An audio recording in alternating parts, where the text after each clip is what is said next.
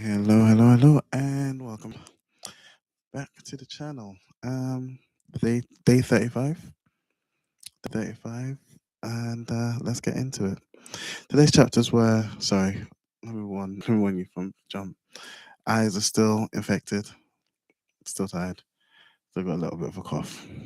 Apologies in advance. Um, that's crazy. My eyes look mad. Anyway, Exodus 16. Um. Moses and the Israelites are heading out, and they've already had a couple of instances of complaining as to what they might drink, what they might how they might survive, and now it seems they're getting hungry. So again, they're complaining, and it's unfortunate how relatable this really is if we think about it. How often do we receive a something from God, a word from God, an assignment or some sort, and the moment things get hard, it's as though we forget everything that's brought us up to that point, um and start with rose tinted glasses comparing and saying it would have been better for us to be where we were, knowing very well that's not the case.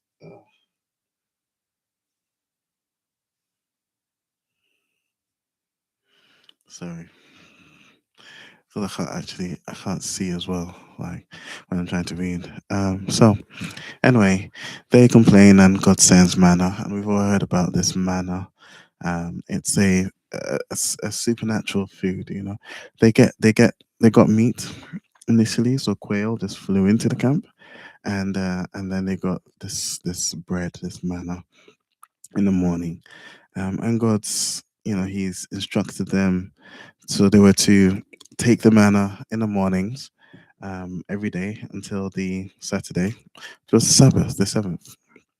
Friday they take twice as much, and then it lasts till the seventh.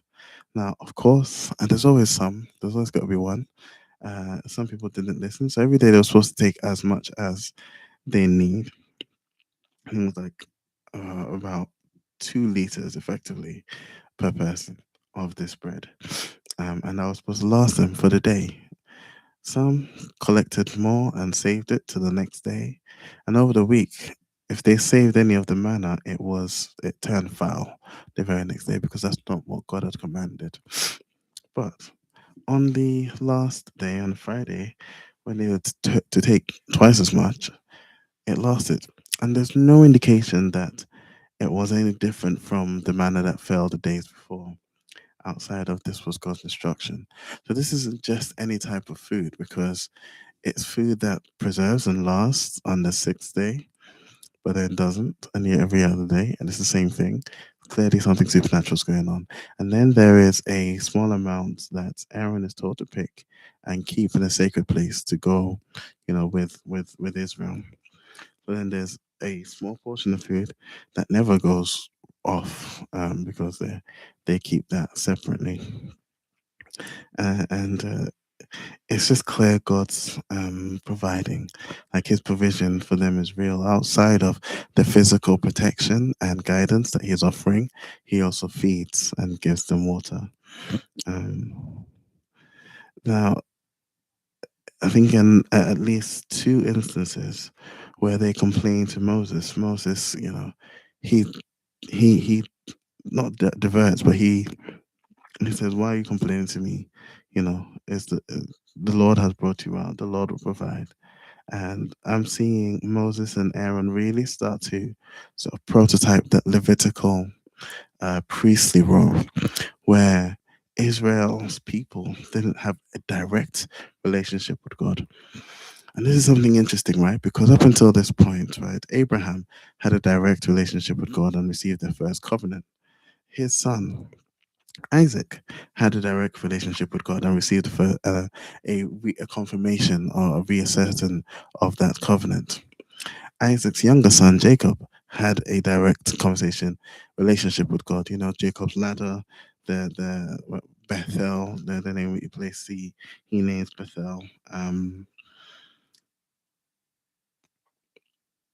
And that's those three are sort of where it ends. Joseph obviously has a personal relationship with God. So Joseph being one of Jacob's sons, obviously he did. He was obviously filled and blessed by God, but it doesn't record him having like a personal relationship in the same, or I should say personal relationship, personal interactions in the same manner as the three before him. And we see that shift to Israel, where now they are getting everything through Moses. Moses is the one that has the direct line to God. Um, and so they complain to him, and that gets taken. Or God gives instruction to Moses, and it gets brought to them. And we're seeing the people somewhat distance themselves, um, or at least, use Moses and Aaron really as that sort of Levitical go between, which is interesting. Um, After the meat and the bread, they start to get a bit thirsty, and it's the same thing. They complain, and it's not it's bad enough, right? That it's like they're not just asking; it's they demand and they complain and they argue, and then they do this very, I think, disrespectful thing of, why did you bring us from Egypt then? We would have been better there. Over there, we had meats, we had water, but over here we're very thirsty. And I guess there is a argument to be made that they're thirsty. It's probably pretty uncomfortable, but they're talking to the Lord, who has done all these mighty things. Um, and maybe I think we should learn from that, not to take for granted God's provision or his apparent non-provision when we feel we really need something. Um, and so God tells Moses to go strike a rock. Water comes out. They drink, and Moses names the place Massa and Meribah, which mean test, because they tested God, and argue because they argued with him. And then out of nowhere, the Amalekites come. Now, the Amalekites, we would remember, um, they show up, I believe. I feel like I've seen that. Let me ask Gemini.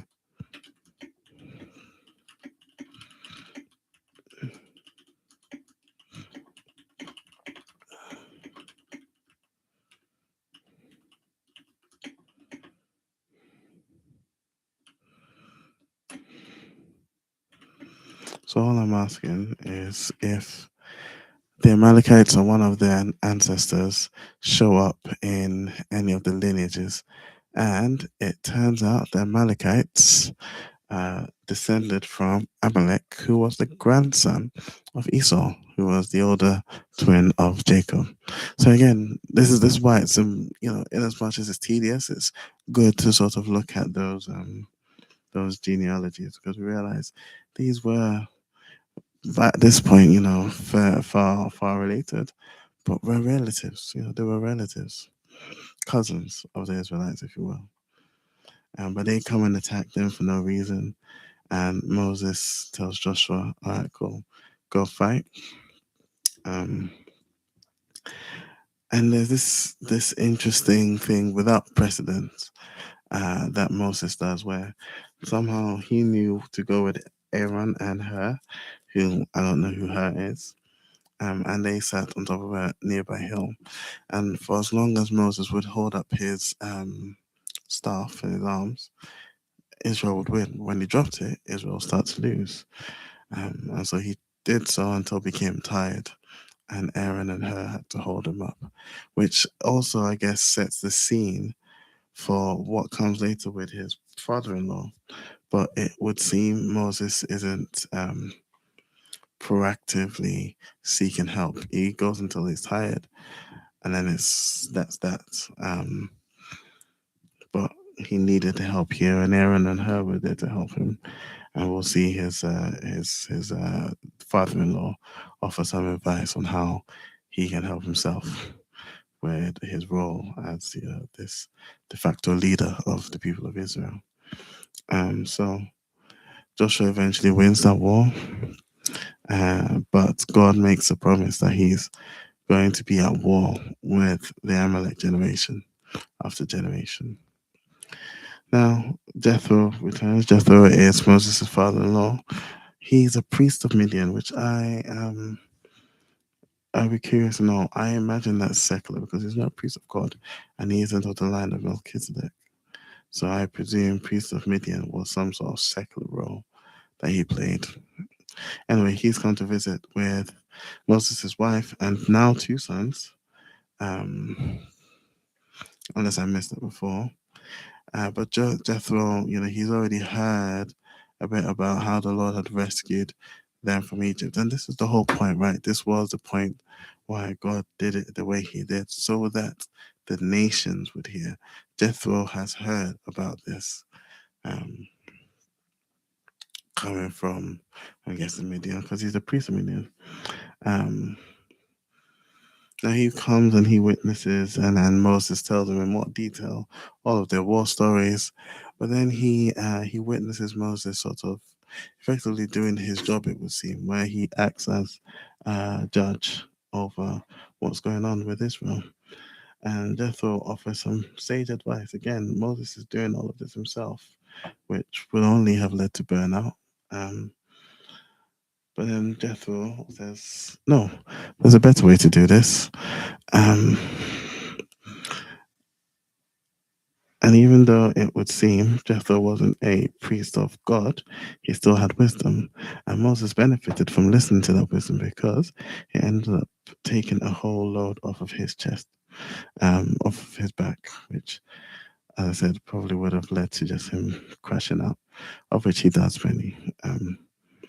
But yeah, that's pretty much 18.